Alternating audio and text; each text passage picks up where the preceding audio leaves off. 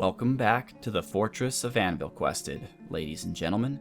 I'm Marcus Aurelius, and the Duchess, Bruenor Battlehammer, has found the human lawgiver who is touring our fortress, much to his satisfaction, and now they are going to discuss business. So let's listen in. Let's try that again. Okay. It is such a pleasant place you've carved out for yourselves, he says. The latest news from Glidefed is that several years ago the site was conquered by the Tactical Embrace. Several years ago, a group calling itself the Homely Group reclaimed the site on behalf of the Sunny Society. I like that, the Sunny Society. They must have a lot of Prozac. Several years ago, a group from the Sunny Society left to reclaim the ruins. A month ago, Renal Equal-Sounded became lawgiver of the Coincidental Union of Scars, replacing his mother, Misbo Wasp Scuffle. That's neat. It's his mother. That's cool. Months ago, Lima Fairhairs became lady of the group of artifacts, replacing her mother, Dehit Scorching Spark. A few years ago, Lestrette Rain Girlish became Lord of the League of Celebrations, replacing his father, Nasnock Speaker Chambers. I'm sorry, Lestrette, that they have decided to name you Rain Girlish, but such it is. It has been an honor, noble Bruenor Battlehammer. I bid you farewell. Okay, so that's that. That was a rather uneventful meeting. It's too bad we couldn't request specific items from them, because I would have liked to have requested some leather and some food, since I'm going to lower my production of those items on my own. Maybe cloth, that would have been great, but I'm sure they have plenty of that now anyway. So the real question is he going to make it out of here all right? And I bet you he is. In fact, I don't even know where he is anymore. There he is. Oh, is this the guy who just replaced his mother? Maybe. Renal is a pretty common name. There he is. Alright, so he's leaving. Hopefully his... Yep, there's his bodyguard, following shortly thereafter. Now, as long as he just is smart... Yeah, good idea. Head toward the mountains. He should be okay. Yes. I believe that he will have no trouble exiting the confines of Anvilquested. So let us go back. No, let's not go back to there. Let us go back to here. As you can see, I built a little hallway here so that we can access these turkeys and slaughter them, but still allow these turkeys to raise new children in peace. So I haven't slaughtered all of them yet, but they're all scheduled to be slaughtered. Okay. Tokshin, you there? Well, we haven't even brought most of our goods there, but let's see what we can do. Oh, wait. You know what? We haven't profiled a dwarf. What am I thinking here? 1 second. 22.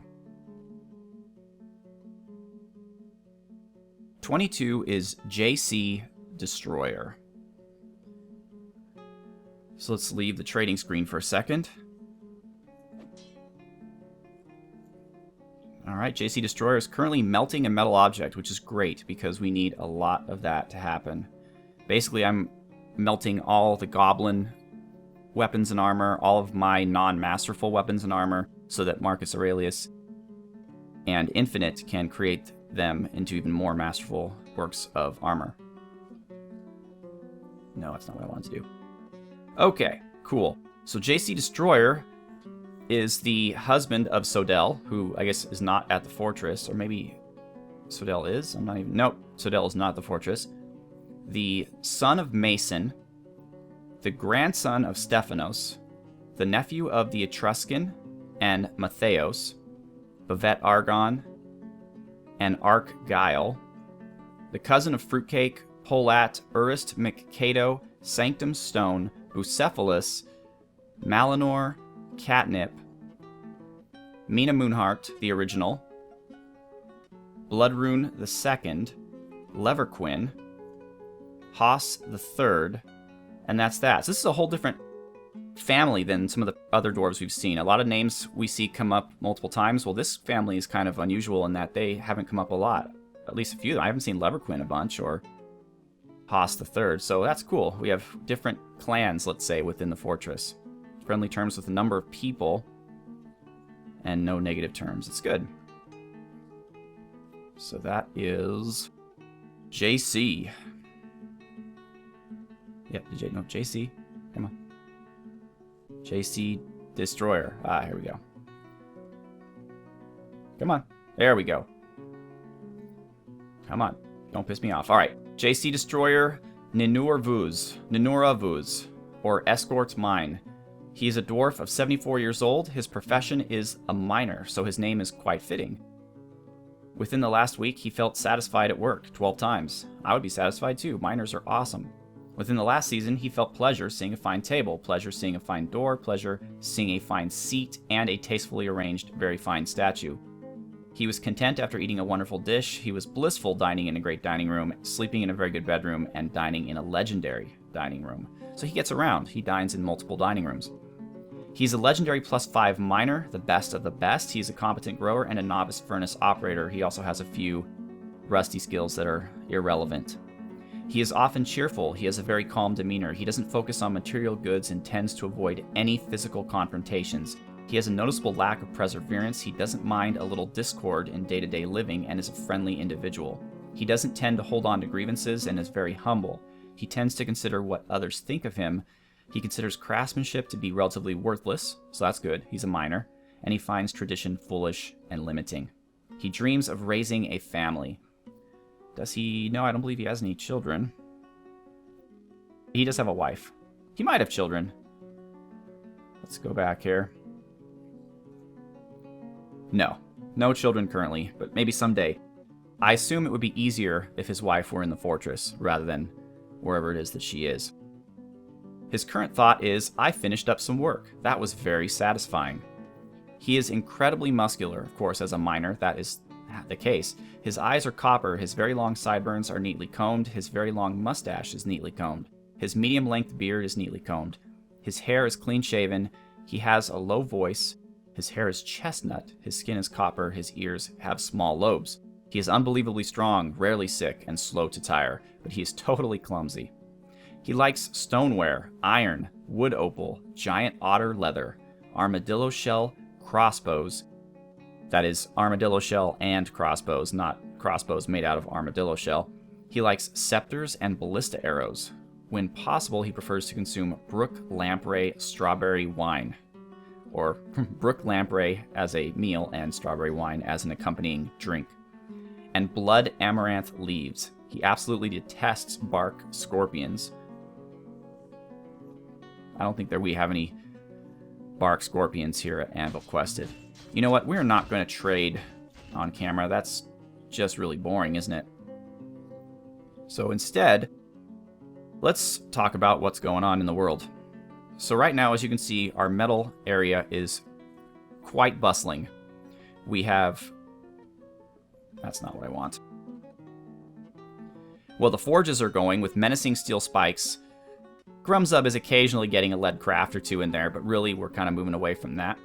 I should try to just devote one whole forge to that, though, because Grumzub otherwise is just sitting around, you know, twiddling his thumbs. So we're also making armor, replacement armor for all of our guys. So steel mail shirts. I noticed on Dwarf Therapist that a lot of them are missing armor that I thought we had plenty of. So I'm just doing that. So that's really what's going on in the forges. In the smelters, we're basically making steel bars, melting metal objects, and each one is also smelting a particular type of ore as well, just to get stuff to happen. Although really the focus right now is on iron and steel. As you can see here, in the production of steel, we need iron, and we need charcoal, and we need marble. So, now I know you can't really see this, but every time you push the star button, it goes down a page. So this is page 1, 2, 3, 4, 5, 6, 7. So we're about 6 3/4 pages of charcoal, which is quite a lot. Marble, we have 2, 3, 4, 5, 6, 7, 8, 9, 10, 11, 12, 13, so almost 13 pages worth of marble. So marble we have quite a bit of. But just so you know, that's a silly way of doing it. We could also go to the stocks, of course, and we could go down to bars, and we could see here that we have 2,785 iron bars, a ton of copper and silver, but what we really want to know is steel. We have 328 because we're using it as soon as we're making it, and 50 pig iron because as soon as we make the pig iron, we make steel out of it. And we have a bunch of soap as well. I don't necessarily know if it's being utilized. We do have 240 charcoal bars, so that'll last us pretty well. On the other hand, if we go to stones, we could see that we have, well, we're running out of chert. Well, not running out, but we have less chert than we've had in the past. Tons of other stuff, though. Holy moly, we have a lot of rock here. But 543 marble, which is the most useful to us at this point. Hematite, we're smelting it as fast as we can. We have a ton of sphalerite, though. So we're not smelting nearly as fast as we could be, but again, that's because we're making steel, which is a very time and labor-intensive process.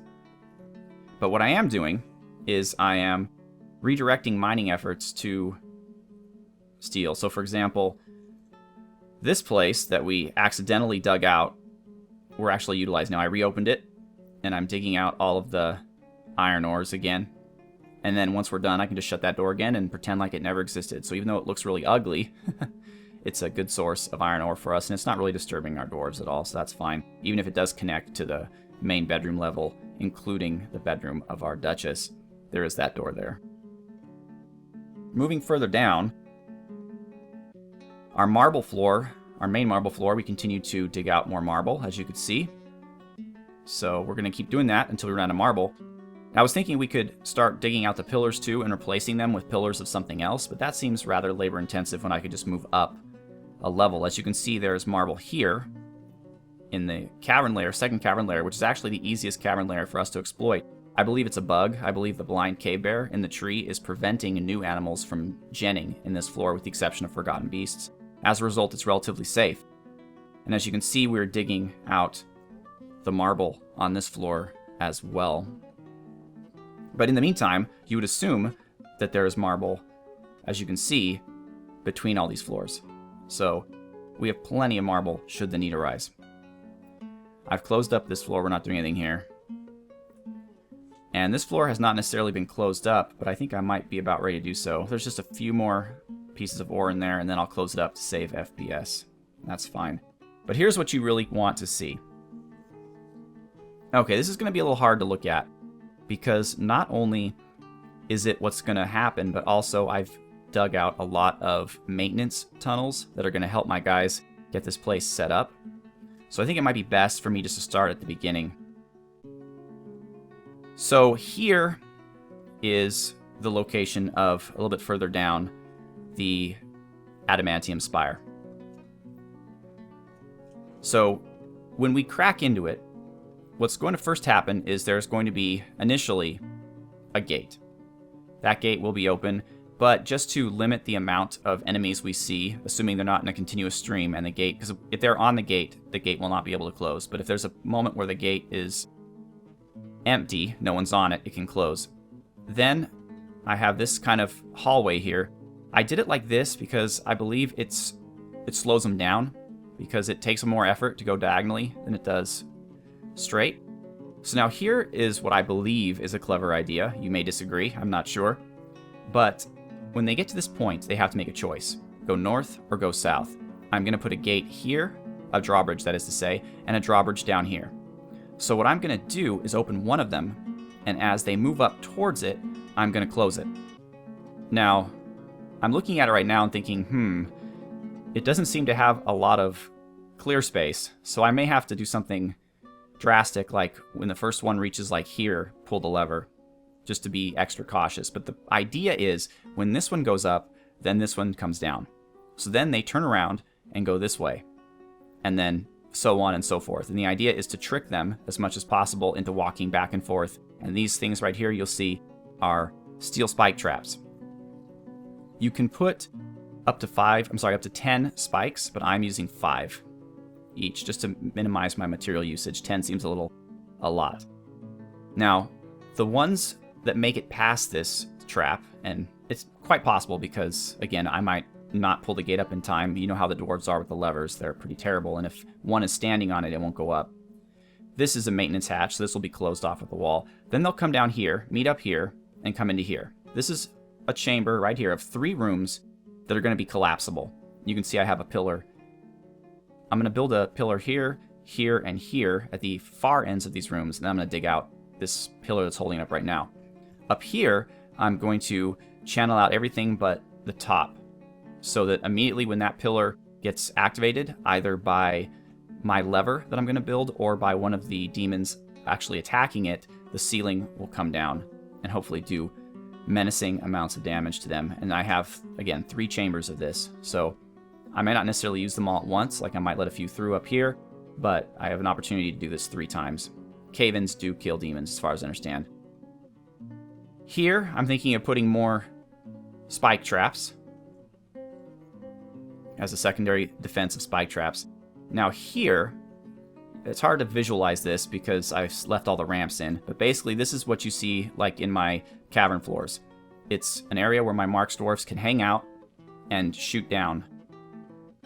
So the way the enemies will move is they will come up here, they will come around here, there will be a gate here that I can close just to keep them in here to allow them to be shot more frequently. And then once I determine that I want to open this gate, I can open this gate and then they can come through here, and they have to do the whole thing again, only different way around. See, archers can be posted here, and then when that happens, when they're done, they can be posted over here. And so then they have to do that same thing over again, and at the end of this, there's going to be another gate. Now these are tiny little 1 square gates, but they'll do what needs to be done. And so hopefully I can, by clever usage of gates, and by hopefully my dwarves pulling levers when they're supposed to, I can trap the enemy in this area. So then finally, as a matter of last chance resistance, I have this kind of serpentine column here because melee dwarves are more effective in this kind of situation because things that can shoot ranged attacks, like some of these demons might be able to shoot fireballs, they might have dust and all kinds of crazy stuff. So the dwarves can engage them without that happening. And this is where my melee dwarves will make their last stand. And finally, and this is more for defense than actually harming them, but this is going to be the Great Gates of Anvilquested. So we're going to have a series of 5 gates that are all tied up to the same lever. And basically, if the demons make it to here, that's it. We're just closing up the gates, and they can't make it further into the fortress, and we just figure out what we're going to do at that point. But right now we have a steel bridge, we have a silver bridge, and I suppose next we'll do something like lead, tin, and maybe copper. I don't know. We have numerous metals, but I just want them all to be unique. But the main one and the last one is steel. And then that connects to where our military will be shooting, and of course connects into our fortress. So this is the final readout here. This gate must close.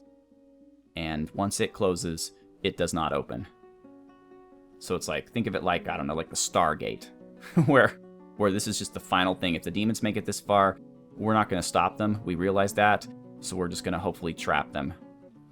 If you're a fan of Robert Jordan's novels, which frankly I am not, I read them, when I was younger, I read a few of them. This could liken to the seals keeping the Dark One in his mountain Sheol Ghul. It's going to be 5 seals of Anvilquested. So that's how that's going to work out. So this will look a lot better, obviously, once it's all taken care of, but this is kind of the idea. So, look at it all in perspective. They start here, they come here, there's a bunch of spike traps here they have to fight through in these 2 gates to hopefully lead them back and forth. Then they come in here to these 3 rooms with collapsible ceilings, then through more spike traps, then through 2 killing zones of crossbow dwarves, then finally the melee dwarves will take care of whatever makes it through. I might put dogs in here too, just to slow them down. Maybe dogs right here in order to slow them down so I can close these gates. And then of course these gates. That'll be the final level defense. And hopefully what would happen at that point is, after seeing the gate closed, they would turn around and go back and go through the spikes and my crossbow dwarves and all that again. And I could encourage that behavior by, if it's safe, maybe later digging another tunnel that comes way out to the beginning and opening it there to cause them to run all the way back through. That's an idea. But that's what I've got so far. So I hope that you think that is acceptable. If there's something I'm missing, if there's some kind of tactical flaw that I am missing, I know there's some of you out there who are pretty experienced with the game, please let me know. Obviously, I want this to succeed. I don't want it to fail.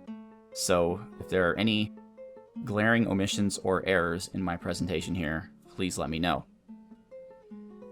But other than that, thank you once again for watching. I am Marcus Aurelius. This is Anvilquested. Have a good one.